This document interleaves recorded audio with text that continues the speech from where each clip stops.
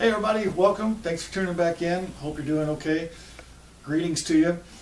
Hey, just so you know, right now today is Thanksgiving Day in America. Wherever you are in the world, I'm sure you're having a great time.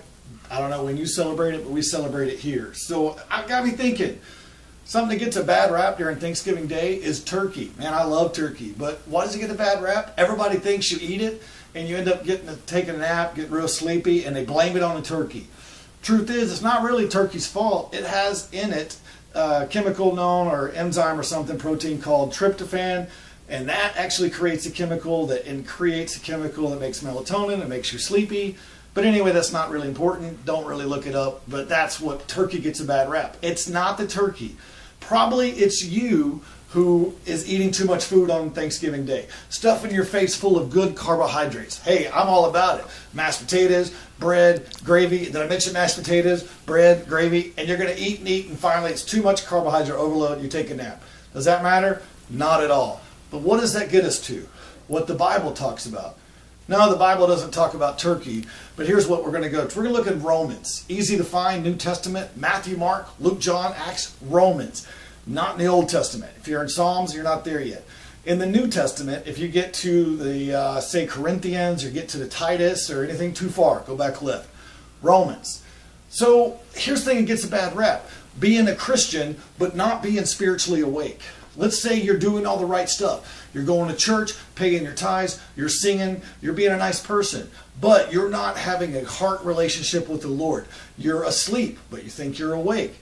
That's bad news. Also, what's bad news is you are being a Christian because you did it, because your parents did it, your grandparents did it, but you have no real relationship, and then you just go live like the world. You do everything the world does.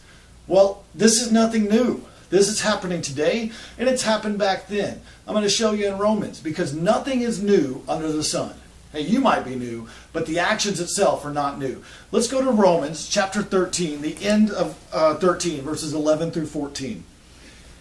And do this, knowing the time, that now it is high time to awake out of sleep.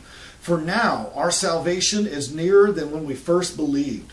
The night is far spent, the day is at hand. Therefore, let us cast off the works of darkness, and let us put on the armor of light.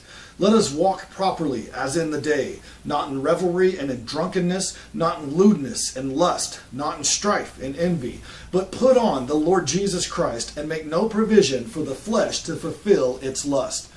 Now, that's big news. What's he saying? Wake up! Wake up, Christian. Wake up. Why? The time is at hand. The Lord is returning soon. You need to be ready. You may be thinking, yeah, but when Paul said that, it was like 2,000 years ago, and Jesus didn't come. Here we are 2,000 years later, he didn't come, and he may not come for another 2,000 years. Correct. But we're a lot closer now than when Paul was, whenever he wrote it. And here's the deal. He may not come today, tomorrow, or in 100 years, but I can guarantee who's listening to this, in the next day to 100 years, everyone who's listening from this moment in time will meet the Lord. Either he's coming to us or we're going to him. But it's going to happen. So you need to start living your life like that. I'm addressing you, Christian. This is like Paul said. Wake up. Wake up. This is your wake-up call. No more can you say, well, I've just done this and done this. Where is your heart at? But when you wake up in the spiritual, just like in the physical, what do? You put on clothing. Don't run around naked, people. And what we're going to do, we're going to put on what? Not just clothing, but armor. The armor of light. And what does it say at the very end? It says this, put on the Lord Jesus Christ. He is the light. Light pushes out darkness. And let me tell you something. Our enemy is not sleeping. He's wide awake, roaming like a lion. He's well aware that his enemy is sleeping. Let's wake up, church. Hey, thanks so much for tuning in. Let's see what happens next week.